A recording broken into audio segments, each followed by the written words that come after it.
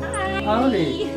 How are you? Good, I'm doing great. How are you guys doing? Good. Hi.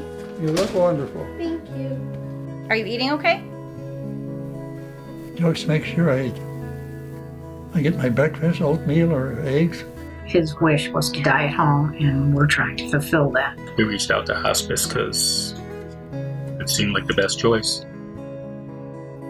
Dad, his illness, the reason he is in hospice is he had a heart attack. He was living here on his own.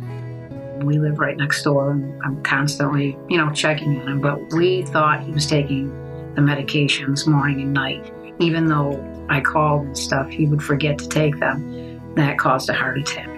132/70.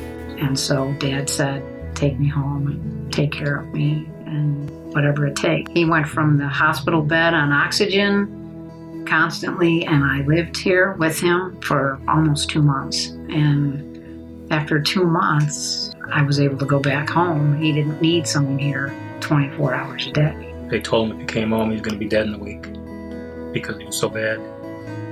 2.5 months later, here we are. They wanted to do surgery on him. They wanted to remove his pacemaker and move it. I mean, he's 92. Would he survive that? They told us that he wouldn't, and Dr. Kerr and Dr. McComb said there is no way he would survive that. That stuff was all here the day he came home from the hospital. He came home from the hospital from his heart attack in the morning, and the hospice was here in the afternoon.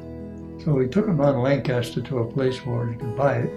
When I contacted hospice for Dad, Melissa is the first one that I met. She sat down with us and explained the whole hospice format, what would happen, what they would do, went over every specific thing before we signed putting him into hospice. It's like from her first visit, they become family as far as offering things for Dad to give us less pressure for being the caretakers. Every one of the hospice representatives, whether it be from the chaplain right on down to a nurse to Seth, the aide, your family. He brought trick-or-treat bags for my great-grandkids because they're here with me on Mondays and Fridays all day while I take care of Dad, and they play out in the back room and stuff. And that's just the way that they are. Cards, letters, phone calls. If they're on vacation and they're worried about something that they had seen on Dad, Lisa will text me and say, how's Dad? Even though she's on vacation.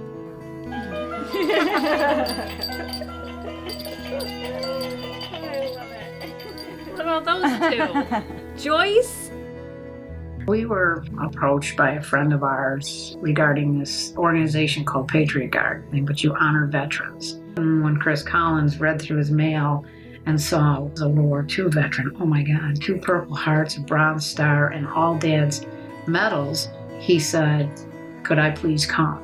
Chris Collins presented Dad with all his awards.